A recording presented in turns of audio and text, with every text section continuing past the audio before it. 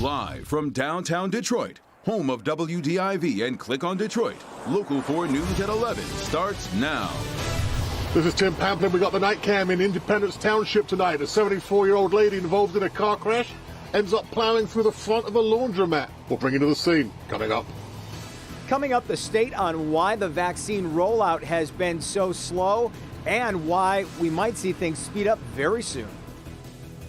Also, after a hard-fought, contentious election, it all comes down to Congress certifying the Electoral College votes tomorrow on what promises to be a day filled with drama.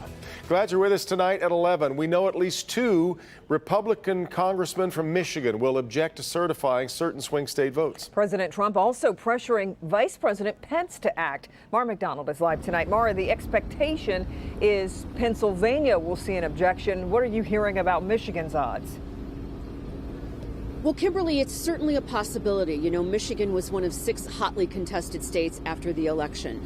However, whether it actually comes to an objection of Michigan's electoral votes, it really is unclear tonight. The names you keep hearing over and over again, Arizona, Pennsylvania, and Georgia. Let's take a closer look at exactly what's expected to happen tomorrow.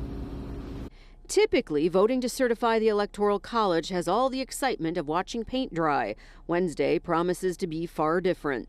On one hand, you have thousands of Trump supporters expected to converge on D.C. and rally in support of the president and push Congress not to certify. But the likelihood that actually happens is extraordinarily slim. What is likely to happen? Impassioned debate and hours of it. Some GOP members, like Michigan's Tim Walberg and Jack Bergman, say they are ready to object. If you have a House member and a Senate member object to a state's certification, it then triggers a 2-hour debate and then a vote, which is highly unlikely to end with any of the state's electoral votes being quashed or temporarily put on ice for a 10-day audit. What is 100% expected? A big dose of political theater and some GOP inter-party warfare. Already, a heap of prominent Senate Republicans have said they will reject any objection maneuvers. Back here live. So Vice President Mike Pence will serve as the presiding officer over this joint session. It is largely a ceremonial role, but the president has been on Twitter suggesting that the vice president could somehow overturn electoral votes or change them. That simply isn't the case. We won't know whether Michigan's facing an objection immediately, simply because when they're going over the rolls of these electoral votes and the electors, they go in alphabetical order. So you're going to hear about Arizona likely first. We're downtown. I'm Mara McDonald. Back to you. Okay, Mara, thanks. 4 hours after the polls close, and it is still too close to call in Georgia. At stake, control of the United States Senate. Democrats need to win both races to flip the Senate. Jay Gray is in Atlanta, where they're expecting to be counting votes into the night. Jay. Good evening. The polls have closed and the counting continues here in Atlanta and across Georgia, with the balance of power in the U.S. Senate hanging in the balance. 2 Senate runoff elections taking place across Georgia today. The Democrats, John Ossoff and Reverend Raphael Warnock, trying to unseat Republicans David Perdue and Kelly Loeffler. Right now, the race is way too close to call. This counting is going to take some time. But the nation and, of course, those who voted here in Georgia all watching very closely. We've talked to election officials who say that the turnout was very good. We saw more than 3 million people vote early, and the polls were crowded today as well. They expect to set records with the number of people voting in a runoff election here. As for the results, it's important to remember they say that this is election day, not results day. If I'm a betting person, which I'm not, I would say it's going to be a couple of days because I anticipate it'll be a close race one way or the other. And it may be tomorrow or even later before we know the outcome here. In Atlanta, I'm Jay Gray. Now back to you. All right, Jay, and both races still at a razor-thin margin. We will have updated results throughout the night on clickondetroit.com and on Local 4 News Today beginning at 4:30 a.m. Of course, any developments that happen during our broadcast, we will pass them along right away. A 74-year-old woman crashes her car into a laundromat in northern Oakland County. Tim Pamplin on the scene tonight with the night cam. Tim. That is the front end of a Malibu after it went careening through the front of this laundromat. People taking care of their laundry? Not quite a surprise tonight. We just heard a big explosion, and when I walked out, I just saw the car inside of the laundromat. And there it is, smashed through a plate glass window, sending those inside scrambling outside. And I ran outside, was checking on the lady in the car, and then other people were checking on the other car, so... Crazy? It was a little crazy, a little hectic.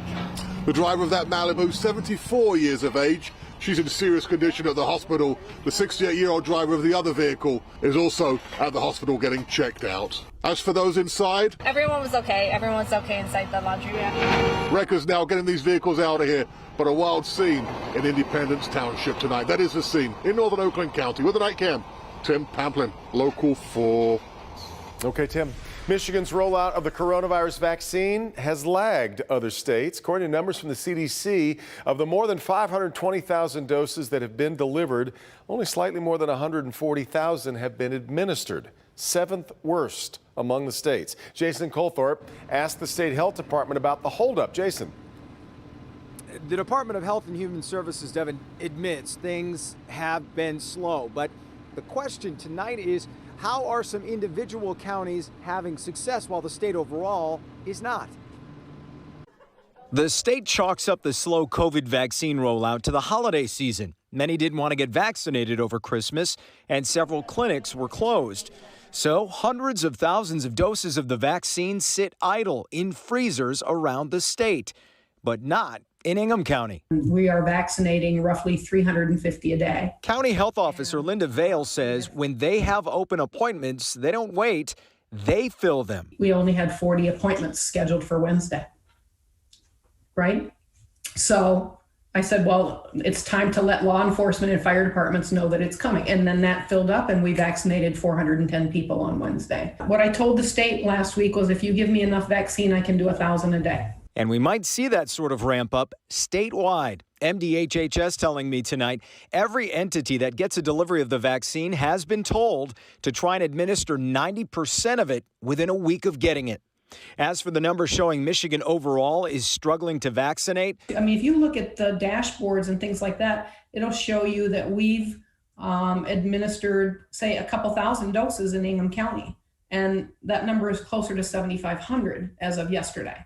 So when we look at what is being reported that is happening in the state, I just have to wonder if those numbers are also woefully inaccurate. So there could be some lag time there. I mean, what she's saying there is reported cases are 1/3 of what they've actually administered. So that could be a reason. Another reason we might see vaccines just take off here too is, remember surveys showing so many people didn't want to get vaccinated? Well, that's changing, and they're seeing numbers upwards of 70% now of people willing to get the vaccine whenever they can.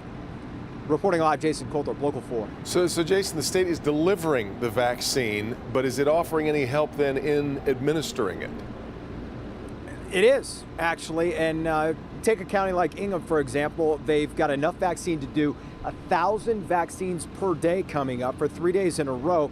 And if another county is able to do something like that, the state says if you want to branch out, you need other areas, other sites to pull this off, and you need the manpower. Yeah. That's where the state's going to set in, give them those hands that they need to be able to do that, Devin. You got it. All right, Jason.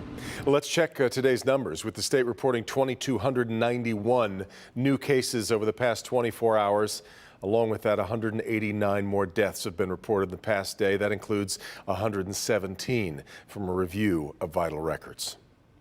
A missing woman has been found dead in Southgate. Police now have her husband in custody. 31-year-old Amanda Hilton was reported missing on New Year's Day. Police say they found her body behind the apartments where she lived with her husband on North Line Road. Investigators have not revealed how she died and say her husband is cooperating. Oakland County deputies arrest a Pontiac man for indecent exposure at a Meijer store. And in fact, the sheriff's office is looking to see if there are other possible victims. 30-year-old David Watkins was arrested Saturday and charged with 3 counts of indecent exposure. Watkins is accused of exposing himself to 3 women inside a Rochester Hills Meijer. Oakland County deputies, though, are asking anyone who believes Watkins did this to them to give them a call. In a Local 4 update, police arrest a man wanted for hitting an officer with his car. St. Clair Shores officers arrested Justin Crawford today. He was wanted for leading police on a chase down I-75 after allegedly hitting a Madison Heights officer with his car last month. That happened after officers responded to check on Crawford after a call he was slumped over the wheel of his car. The officer who was hit suffered a minor injury. Still ahead, the IRS is reporting widespread issues with the second round of stimulus checks. Yes, some of the checks being sent to the wrong bank accounts. We'll have a look at what the IRS is doing to fix that coming up. Let's check in with Ben. David and Kim, the only snow we're going to be seeing in the next 10 days is already on the ground. A dry stretch ahead of us.